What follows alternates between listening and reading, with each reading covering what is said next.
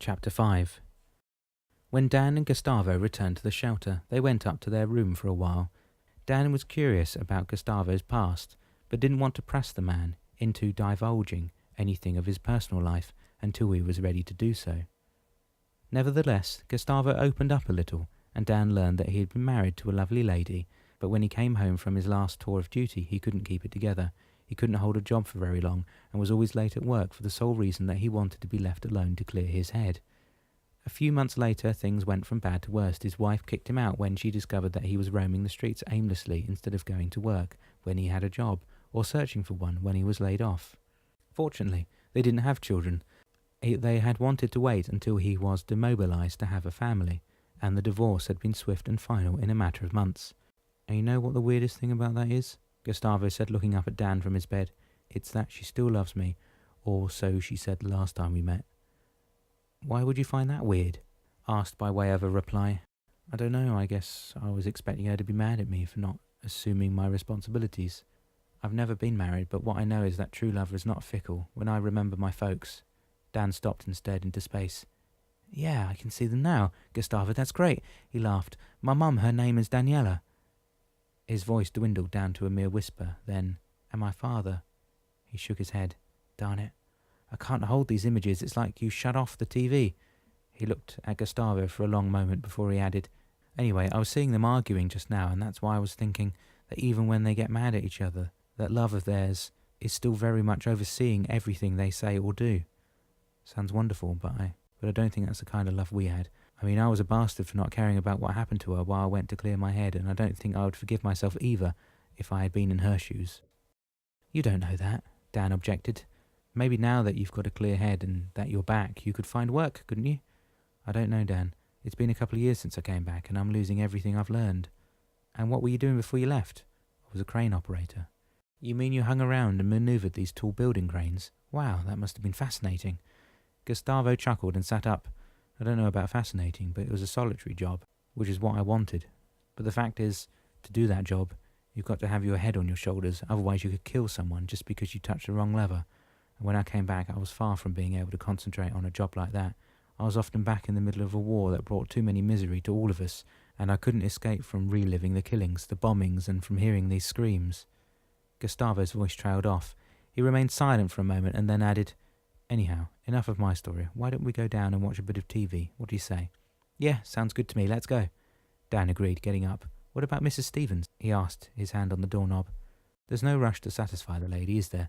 No, Gustavo, there isn't. Throughout the little exchange between Daniel and Damianos, Malou had been observing their cat. The man is definitely comfortable in his own skin, a remark she recalled making when she had first come to the cabin with him. However, this time Dan wasn't expected to burst through the door and question Damianos about his beating him with a cane to teach him how he would feel when he would be at the end of his tether. Her face clouded over at the recollection.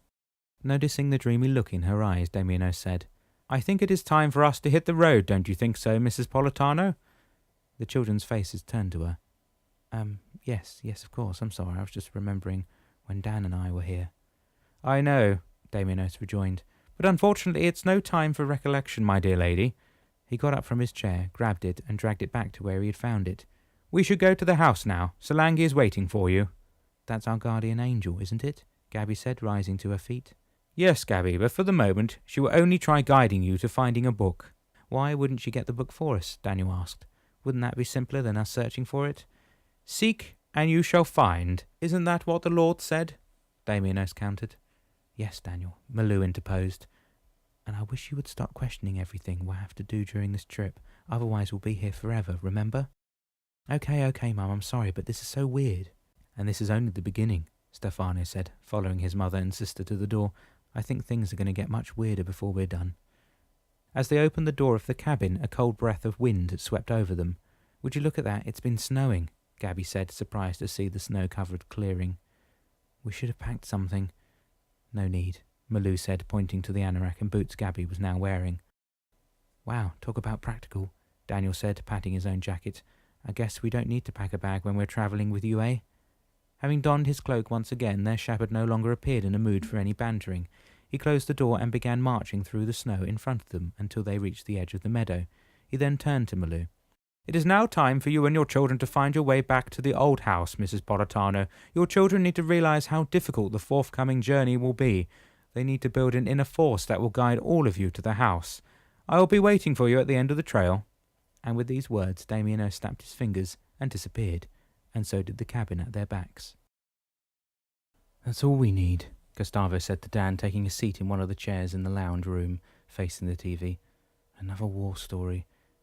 "Yes, and it's a good one too," an older fellow countered, looking at Gustavo pointedly. His pronounced accent didn't leave any doubt in Gustavo's mind that this Australian guy had landed in Florida by mistake. He grinned at the thought, but remained silent. "What is it about?" Dan asked, plopping down in another chair beside Gustavo.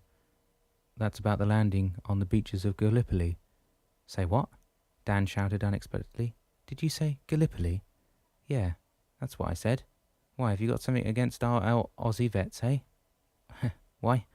You got something against our Aussie vets, eh?" "Sorry, man, I have no idea what you're talking about, but I just remembered," Dan replied, turning to Gustavo, who had been taken aback by Dan's sudden shouting. "That's Fabio's last name, Gustavo. Gallipoli is Fabio's last name. Did you realise what that means?" "You got it wrong, mate. Gallipoli is not a bloke's name. It's the place where—" "I don't care," Dan blurted, shouting a direct glance at the old Australian guy, who got up and grabbed Gustavo by the arm. "Come on, we've got to phone him." Okay, I'm coming," Gustavo said to Dan. Then he turned to the Aussie man. "I'll come and watch it with you later, all right?" Sure, but don't be too long. You're going to miss all the good parts." As soon as they reached the reception desk, Dan looked over the counter. Harrison was there doing another crossword. He looked up. "What can I do for you?" "You could give me a phone book for a start," Dan replied, still excited at the thought of being able to meet with his friend shortly.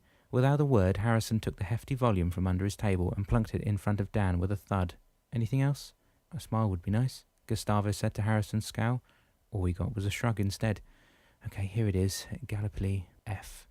That must be him. Look." Dan turned the open phone book toward Gustavo. "Okay, that's the name all right, but his address is nowhere near here. That street sounds like way out by the airport or something."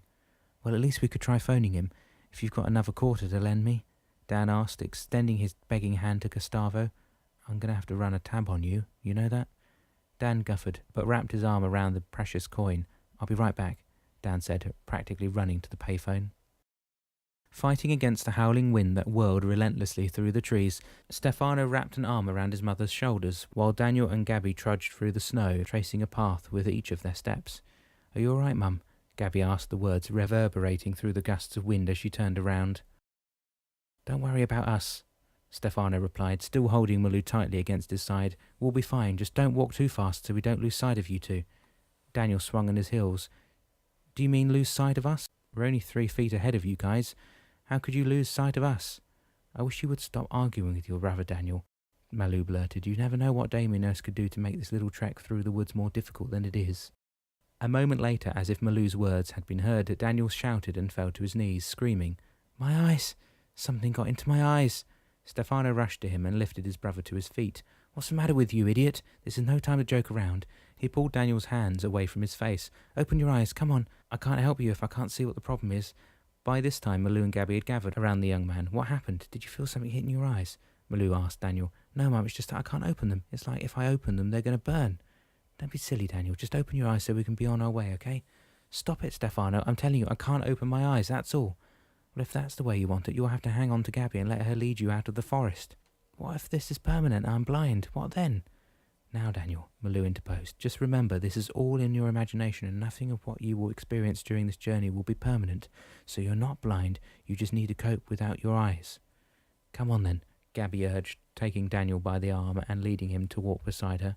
"Are you sure I'm going to be okay?" Daniel asked again, hanging to his sister's arm as if she was at the edge of a precipice, afraid to fall. "You'll be just fine," Stefano replied. He turned to his mother. "Does this sort of thing happen often?" "It might, Stefano. You see everything Damianos does." "You mean this is of Damianos' doing?" "Oh yes, he hears everything and sees everything and always tries to teach the spirits in his charge something they need to redress or control in their lives." "And what is he trying to teach Daniel right now? How to see in the dark?" Malou had to smile at her son's remark, but said, "Don't be so dismissive, Stefano. I believe Damianos wants Daniel to understand that he needs to trust in his own abilities and to rely on someone else's helping hand.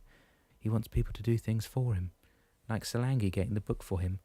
"Exactly.